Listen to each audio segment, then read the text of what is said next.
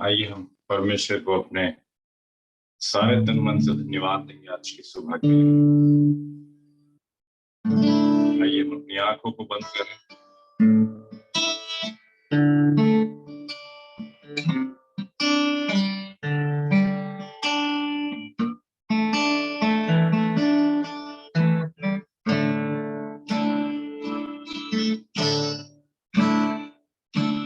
प्रभु जी, हम आपके निकट आते हैं, फिर से आपको इस सुबह पिता परमेश्वर में स्मरण करते हैं।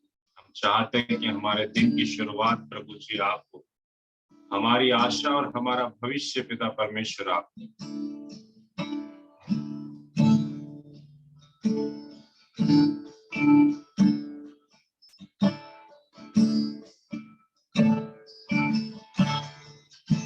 दामन को तेरे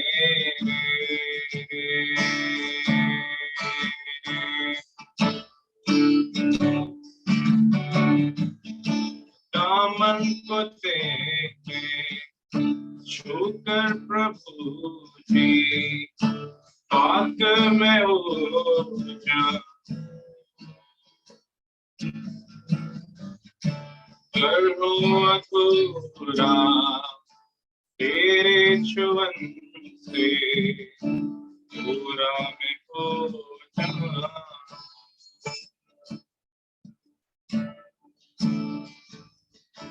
आइए हम परमेश्वर के उस दामन को थाम लें। हम परमेश्वर से कहें कि प्रभु जी आपका जो दामन है उसको छूने से हमारी जिंदगी में भरपूरी मिलती है। दामन को तेरे छूकर प्रभु जी पाक में हो जाऊं, कर हूं अधूरा तेरे छुअन से पूरा में हो जाऊं। यीशु जी, यीशु जी,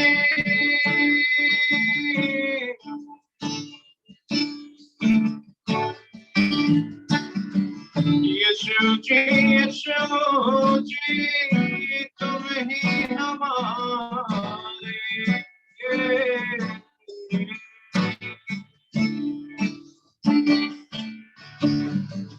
यीशु जी, यीशु जी, तुम ही हमारे तुम्हारे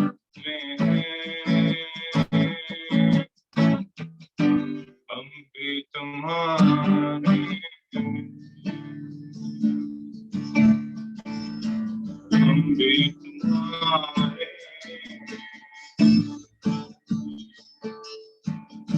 आप प्रभु जी हमसे बात करें। हम प्रार्थना करते प्रभु जी हमारे मन की चंचलताएं, हमारे सोच, हमारे विचार, हमारी हर प्रकार की कल्पनाएं प्रभु जी, हम सारी बातों को आपके सामने शून्य कर देते हैं और हम इस बात को कहते हैं प्रभु कि आप कि उस दामन को छूने से प्रभु जी हमारी जिंदगी में भरपूरी। हम अपने बिस्तरी अवस्था में जरूर हो सकते हैं प्रभु जी, हम अपने इस युवा की अवस्था में जरूर हो सकते हैं, हम परेशानी की अवस्था में हो सकते हैं प्रभु जी, पर हमारा विश्वास है कि हमारे को बनाने वाला, हमारे जिंदगी को खड़ा करने वाला सिर्फ और सिर्फ आप ही। प्रभु जी आप हमें स्पर्श कीजिए। आज के संदेश को पिता परमेश्वर हम आपकी हुजूरी में सौंप देते हैं खुदा कि आप हमसे बातचीत कर, कि हम आपके चलाए चले। ये प्रार्थना आपके प्रिय बेटे खुदावन यीशु मसीह के नाम से मांगते हैं, आमीन। सभी को फिर से परमेश्वर के मधुर नाम में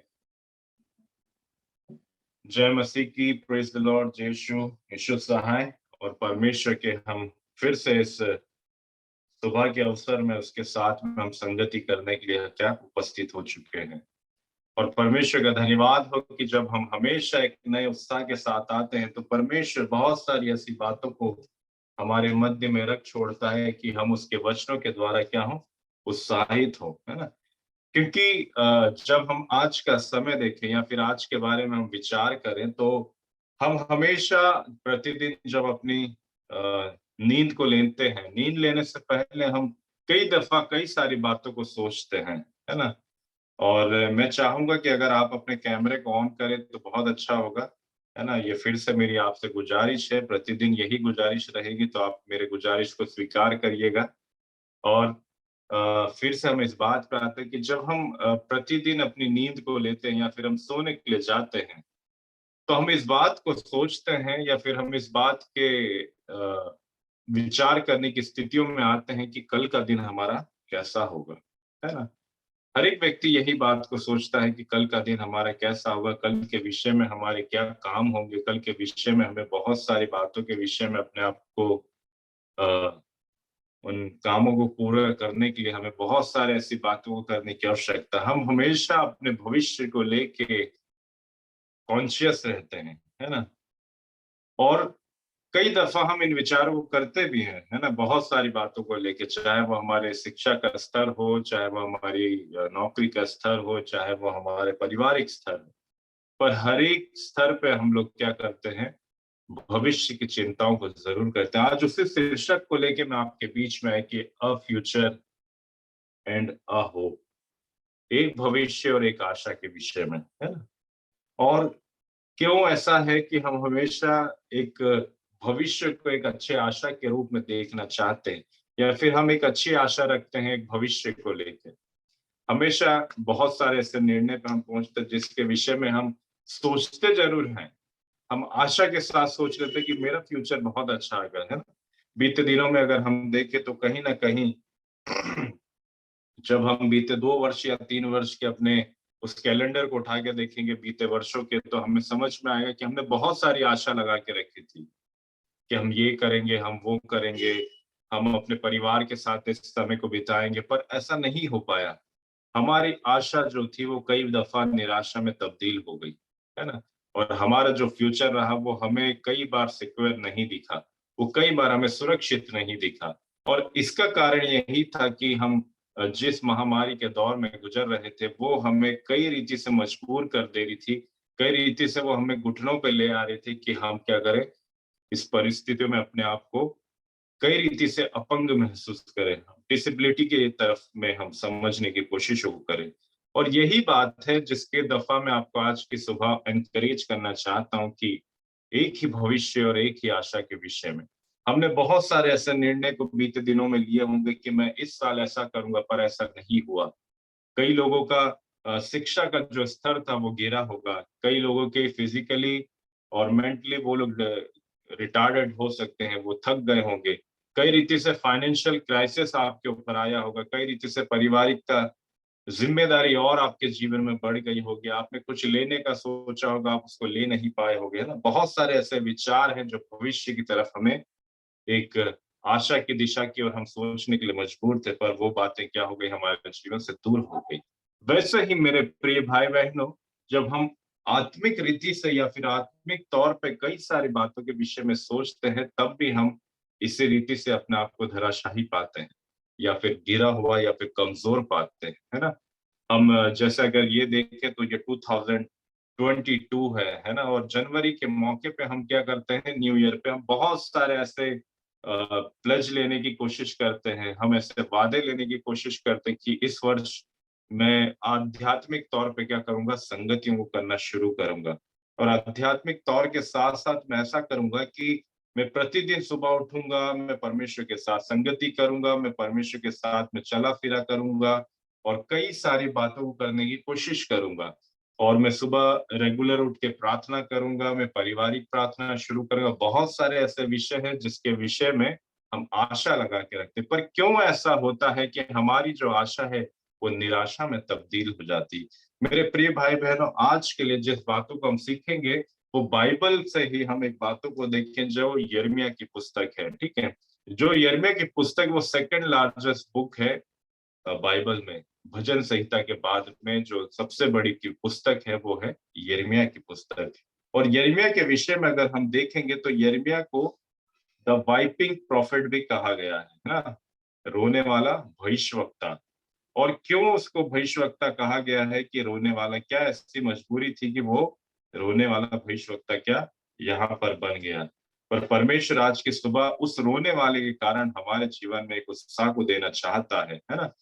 और यहाँ पर अगर हम देखें कि यिर्मयाह का असल मतलब क्या होता है ना, यिर्मयाह का असल मतलब क्या होता है, तो यिर्मयाह का जो मतलब है कि ही whom यहोवा विल स्टैब्लिश और लिफ्ट अप, है ना। इसका मतलब यही होता है कि वही यहोवा जिसने मुझे स्थापित किया है या जिसने मुझे उठाया है, यिर्मयाह का ये मतलब होता है। आज उसी के जीवन के विषय में, उसी की भविष्यवाणी के बारे में हम कुछ बातों को करेंगे जो परमेश्वर ने यहोवा ने यिर्मयाह को दिया। और यिर्मयाह को देने का यही कारण था कि यिर्मयाह जो ऐसा व्यक्ति था पूरे बाइबल में जिसने अंतिम समय तक, अंतिम उसके अध्याय तक वो रोता हुआ अपने सारे उस अनुभवों को, सारे एक्सपीरियंस को वो क्या करता रहा, वहां पर शेयर करता रहा। और वो भी रोते रोते। ये एक बहुत बड़ी चुनौती है आज के समय में, जवानों के जीवन में, कि हम कितनी दफा अपनी जिंदगी के विषय में रोते हैं। अब रोते जरूर है, हमारी जिंदगी में परेशानी आती कि कई दफा ऐसा होता है कि हम ऐसी एज में पहुंच जाते हैं कि हमारे भले आंखों से आंसू ना निकलता हो, पर हमारे हृदय टूटा हुआ हम अपने हृदय को पाते हैं। पर आज की सुबह यिर्मयाह अपने आंसुओं से आपको बहुत अद्भुत बातों से क्या करने वाला है, प्रेरित करने वाला है। जब हम यहाँ पर देखेंगे तो पहले जब यिर्मयाह के विषय में देखेंगे तो थोड़े से उसके जीवन काल के बारे में देखेंगे। यिर्मयाह जो था, परमेश्वर ने उसको नियुक्त करा था जो यरूशलेम है ना, उसको फिर से एस्टेब्लिश करने के लिए, फिर से उसको बनाने के लिए, फिर से वहां के लोगों को क्या करने के लिए, रिबिल्ड करने के लिए। उनको फिर से चाहता था परमेश्वर कि वो उनको स्थापित करने वाला बने। पर वहां पर अगर हम स्थितियां जो देखें यहाँ पर, ये लगभग लगभग 600 ईसा पूर्व के आसपास की बात है।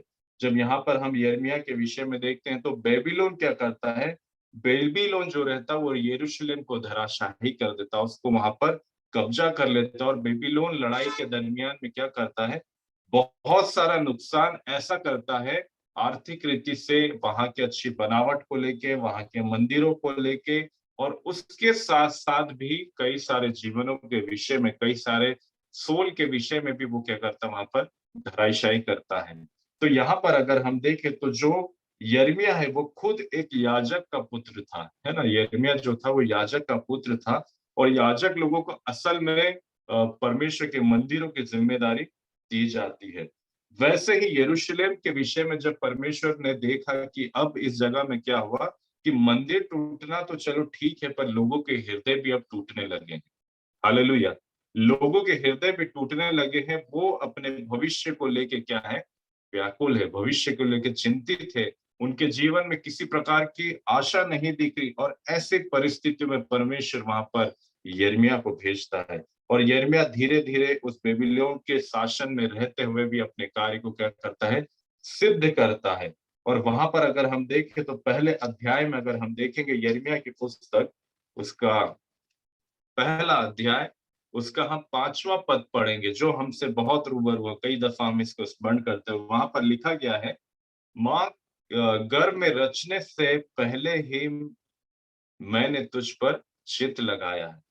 इससे पहले, माँ के गर्भ में रचने से पहले परमेश्वर आज इस बात को आपको और मुझे स्मरण दिलाना चाहता है कि हमारा जो परमेश्वर ने हमको बनाया है, उसके पीछे परमेश्वर का बहुत बड़ा आशा है, बहुत बड़ी परमेश्वर की योजना है हमारे विषय में।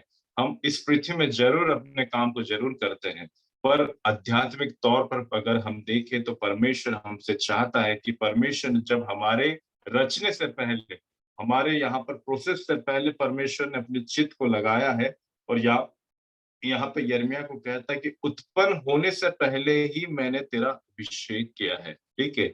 मैं हमेशा इस बात को कहता हूँ कि हम लोग साधारण लोग नहीं हैं, हम लोग नॉर्मल लोग नहीं, सामान्य लोग नहीं, हम लोग परमेश्वर के अभिषेक्त लोग हैं जो प्रतिदिन इस सेवकाई में जुड़ते हैं, प्रतिदिन परमेश्वर की सेवकाई करते, परमेश्वर से बातचीत करते, उसकी आराधना करते, उसको जो पसंद है वो बातों को हम करने की कोशिशों को करते हैं।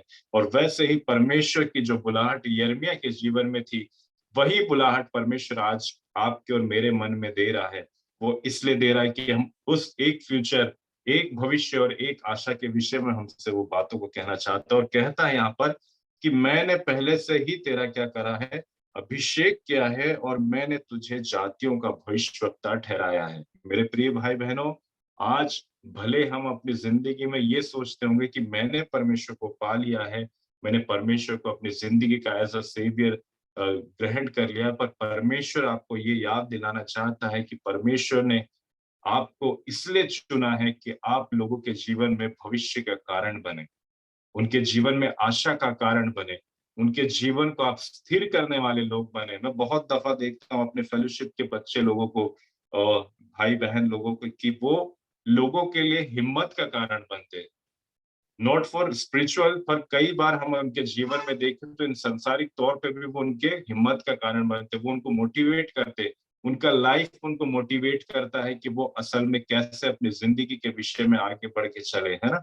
और यहाँ पर हम उसी बात को देखते हैं कि जिस विषय में परमेश्वर यिर्मयाह को इस बात से एक नई आशा दे रहा है और एक नई भविष्य के दर्शन को दे रहा है, और वो ये बता रहा है कि इसकी जो सेवकाल थे, यिर्मयाह की जो सेवा काल थी, वो लगभग लगभग 40 वर्ष तक वहां पर यरूशलेम के विषय में हम देखते हैं वहां पर रही। और तब परमेश्वर इस बात को वहां कहता है कि मैंने क्या करा है, तेरे रचने से पहले तेरे ऊपर चित्त लगा। आज परमेश्वर हम सभी को ये कहना चाहता है कि परमेश्वर ने पहले से हमारे ऊपर क्या करा है, चित्त को लगा के रखा है। हालेलुया। और चित्त को लगाने के बाद में क्या करा है, हमारा अभिषेक किया है। हम सोचते हैं ना कि अरे, मैं जहां जाता हूँ काम बिगड़ जाता है। कई लोग ऐसा बोलते हैं, कई लोग ऐसा बोलते हैं कि अरे यार वो तो मनुष्य है। पर मैं आपको याद दिलाना चाहता हूँ मेरे प्रिय भाई बहनों, कि परमेश्वर ने आपको मनुष्य नहीं बनाया है, परमेश्वर ने आपको योग्य बनाया है। चाहे आप भीड़ में चलो, चाहे आप लोगों के बीच में खड़े रहो, पर आप अलग से ग्लो करोगे। ये परमेश्वर का अनुभव है मेरी जिंदगी में भी और कई सारे लोगों की जिंदगी में भी, कि परमेश्वर जैसे यिर्मयाह को आज इस बात से स्थिर कर रहा है, वो उसको एस्टेब्लिश कर रहा है, बता रहा है कि मैंने क्या करा है, तुझसे चित्त लगाया और तेरा अभिषेक किया और तुझे जातियों का भविष्यवक्ता ठहराया है। हमें परमेश्वर ने सिर्फ एक जाति के लिए नहीं रखा है कि हम क्या करें, सिर्फ अपने समुदाय में रह के काम करें। परमेश्वर चाहता है कि हम लोगों के लिए, सब लोगों के लिए, हम पक्षपात नहीं करके हम लोगों के लिए दुआ प्रार्थना करने वाले बने। वो कोई से भी जगह का हो, वो कोई से भी नगर का हो, कोई से भी गोत्र का हो, कोई से भी देश का हो, पर परमेश्वर आपको कहना चाहता है आज की सुबह कि जिस हृदय के भारीपन को लेकर यिर्मयाह की बुलाहट थी, वैसी बुलाहट परमेश्वर आज आपको और मुझे देना चाहता है। और उसके बाद अगर हम देखेंगे तो परमेश्वर यहाँ पर कहता है कि 90 पद में अगर हम देखेंगे, पहले अध्याय के 90 पद में लिखा गया है, तब यहोवा ने हाथ बढ़ाकर मेरे मुंह को छुआ और यहोवा ने मुझसे कहा कि देख, मैंने अपने वचन तेरे मुंह में क्या करा है, डाल दिया। ये बहुत इंपॉर्टेंट बात है आज मेरे प्रिय भाई बहनों। इस सुबह अगर हम अपने जीवन के विषय में देखेंगे तो हम सोचते हैं कि प्रभु मुझसे कैसे होगा ये चीजें, है ना। मैं कैसे लोगों को संबोधित करूंगा कि प्रभु के वचन को आप सुन पाए। मैं भी ऐसा सोचता था मेरे प्रिय भाई बहनों। जब मैंने परमेश्वर को एज अ सेवियर ग्रहण करा तो मैं सोचता था कि ठीक है, मैंने प्रभु को ग्रहण कर लिया, बहुत अच्छी बात है। मेरा जीवन जिस निराशा की दशा में था उससे उठ के आशा की दशा में आया। मुझे व्यक्तिगत रीति से समझ में आया कि यीशु मसीह की जिम्मेदारियां क्या है। पर जब जिम्मेदारी बातें मुझे समझ में आई कि जाओ मेरे नाम से तुम क्या करो, सुसमाचार फैलाओ, और मैं इस बात को सोचता रहा कि प्रभु कैसे कोई मेरे शब्द की ओर सुनने के लिए या फिर आकर्षित होगा या फिर मेरी बातों को सुनेगा। पर मेरे प्रिय भाई बहनों, ये वचन उस दिन मुझे स्पर्श करा कि क्या करा, जैसे परमेश्वर ने, यहोवा ने क्या करा, यिर्मयाह के मुंह को छुआ, और यहोवा ने क्या करा, उसके मुंह में क्या करा, अपने वचन को डाल दिया। मेरे प्रिय भाई बहनों, जब हम लोगों से बात करते हैं ना, तब वो आप नहीं बात करते हो, वो परमेश्वर के विचार बात करते हैं, वो परमेश्वर का शब्द बात करता है जो लोगों को प्रोत्साहित करता है। हालेलुया। परमेश्वर इस बात को आज की सुबह कहना चाहता है कि जिस जगह यिर्मयाह खड़ा हुआ है, जिस जगह परमेश्वर यहाँ पर अपने उस भविष्य की बातों को बताने के लिए यहाँ पर कई सारे संबंध को, वचनों को परमेश्वर देना चाहता है और यिर्मयाह से बातचीत कर रहा है, परमेश्वर से यही कह रहा है कि तू इस बात की चिंता मत कर कि तुझे क्या कहना है। तो इस बात की चिंता मत कर कि तुझे कैसा चलना है, किन के बीच में क्या बातें बोलनी है, मैं तुझे सिखाऊंगा कि तुझे कैसा करना है ना। एज इट इज अगर हम मूसा के जीवन में देखें तो मूसा भी वहां पर डर गया कि प्रभु मेरे से कहाँ होगा ये सब चीजें, मैं इस योग्य थोड़ी ना हूं, मैं तो बोलने में भी असमर्थ हूँ, मेरे काम उस रीति से नहीं है। पर परमेश्वर ने उसको कहा कि तू नहीं, मैं तुझसे बुलवाऊंगा, मैं तेरे लिए खड़ा हूंगा, मैं तेरा परमेश्वर हूंगा जो लोगों के मध्य में अपनी बातों को रखूंगा। आज परमेश्वर उसी भविष्य के विषय में आपसे और मुझसे, उसी आशा के विषय में आपसे और मुझसे बातचीत करना चाहता और ये बताना चाहता है कि हम परमेश्वर के योग्य लोग हैं, है ना। हम में कोई डिसेबिलिटी नहीं है, हम में कोई ऐसी छूछापन नहीं है जो परमेश्वर आज हमको बताना चाहता है कि परमेश्वर ने माँ के गर्भ से हमें चुन के रखा है, हमारे आत्मिक स्तर को परमेश्वर ने बढ़ा के रखा है कि हम लोगों के पास एक जीवन का कारण बने, हमें उनके भविष्य का कारण बने, हम उनके भविष्य को सुधारने का कारण बने, उनके जीवन में एक नई आशा का कारण बने। और परमेश्वर इस बात को यहाँ कहता है कि मैं क्या करूंगा, तेरे अपने वचनों को तेरे मुंह में डालूंगा। आज परमेश्वर इस बात को कहना चाहता है कि परमेश्वर ने वही शब्द मेरे और आपके जीवन में, हम समस्त जो आज के समय इस कॉन्फ्रेंस में है, परमेश्वर ने उनके मुखों में डाल के रखा है। आप इस बात से उत्साहित हो कि परमेश्वर इतना अद्भुत परमेश्वर है जो अपने शब्दों को हमारे द्वारा बयान करता है। Hallelujah, praise the Lord. परमेश्वर जो इन वचनों के द्वारा आज हमें स्पर्श करता है। एक वचन और निकालेंगे जब यिर्मयाह की पुस्तक उसका 29वां अध्याय हम देखेंगे, 29वें अध्याय के हम 11वें पद में देखेंगे तो परमेश्वर वहां पर एक बात को कहता है। वहां पर लिखा हुआ कि यहोवा की यह वाणी है कि जो कल्पनाएं, ठीक है, कल्पनाएं अर्थात हमारी डिजायर्स, हमारे सोचने या समझने की या फिर हमारे भविष्य की बातें, क्योंकि यहोवा की यही वाणी है कि जो कल्पनाएं मैं तुम्हारे विषय करता हूँ, ठीक है। यिर्मयाह को यहाँ परमेश्वर और यिर्मयाह के द्वारा लोगों को ये विषय परमेश्वर दे रहा है कि जो तुम्हारे विषय में मेरी कल्पनाएं हैं उनको मैं जानता हूं, वह हानि की नहीं वरन कुशल ही की है, और अंत में तुम्हारी आशा पूरी करूंगा। मेरे प्रिय भाई बहनों, परमेश्वर इस बाइबल के वचनों से हमें इस बात को कहना चाहता है कि हमारी जो कल्पनाएं हैं, है ना, और परमेश्वर की कल्पनाएं हैं, पर जो श्रेष्ठ बात है वो परमेश्वर की कल्पनाएं है। जब हम भजन संहिता में देखेंगे तो वहां पर लिखा है कि मनुष्य के विचार और परमेश्वर के विचार में जमीन आसमान का फर्क है ना। हम सोचते हैं कई दफा कि प्रभु, एक एग्जाम्पल के तौर पे, कि प्रभु मेरे जीवन में एक मोटरसाइकिल को दे देना, है ना, प्रभु मेरे जीवन में एक 1 BH के घर दे देना, प्रभु मेरे जीवन में आप मेरी सैलरी को 10% इंक्रीमेंट देना। पर परमेश्वर आपको कहना चाहता आज की सुबह, इस बात से उत्साहित करना चाहता है कि जहां आप मोटरसाइकिल मांगते थे, परमेश्वर ने आपको कार में बैठने का योग्यता दिया है। जहां 1 BHK का सोचते थे, परमेश्वर ने आपको 3-4 BHK वहां दिया है। जहां परमेश्वर के लिए आप सोचते थे कि प्रभु एक छोटी सी नौकरी को पाके मैं आगे बढ़ना चाहता हूँ, परमेश्वर ने आपको वहां योग्यता पे बिठा के उस ओहदे पे बिठाया। हालेलुया। आप सोचते थे कि प्रभु मेरा परिवार में मैं योग्य हूं कि नहीं, मैं अपने परिवार के योग्य हूं कि नहीं, फिर परमेश्वर ने आपसे कहा कि तू सबसे प्रथम और सबसे श्रेष्ठ रहेगा उस परिवार।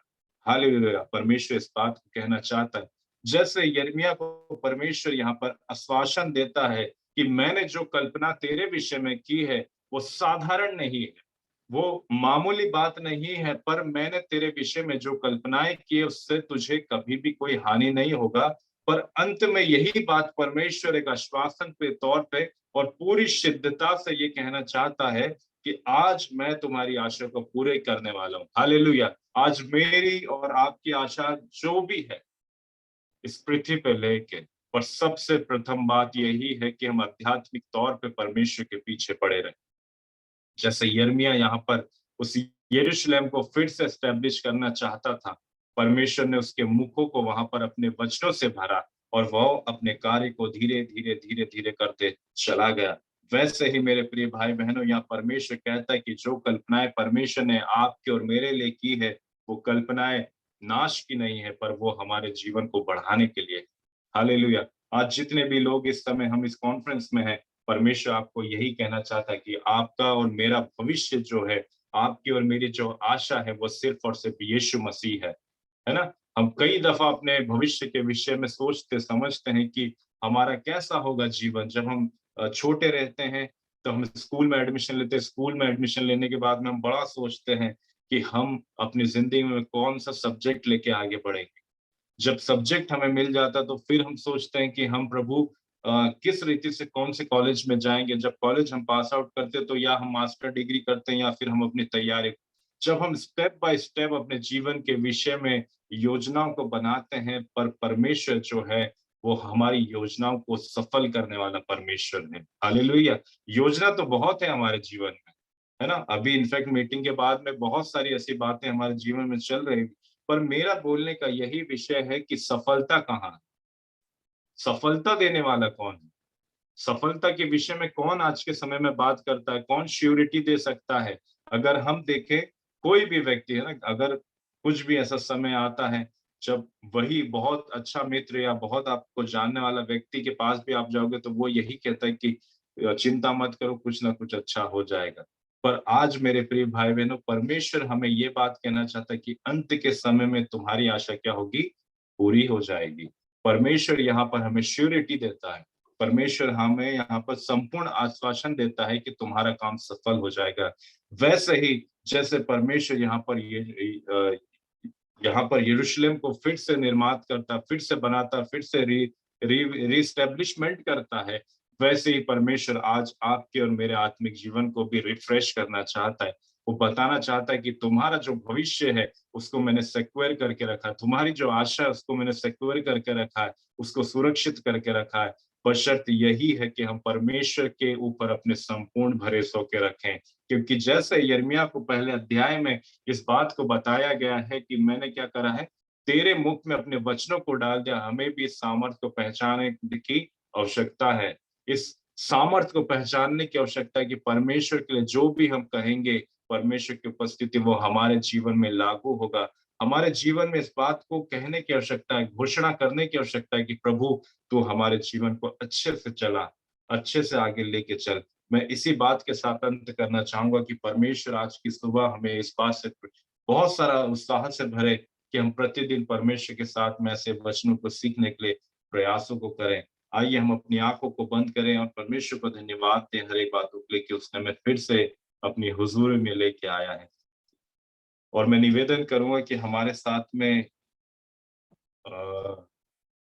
मैरी मैडम है, वो प्रार्थना में अगुवाई करेगी। मैरी बहन जो है वो प्रार्थना में अगुवाई करेगी अंतिम प्रार्थना के लिए, अगर उन तक मेरी आवाज पहुंच रही है तो।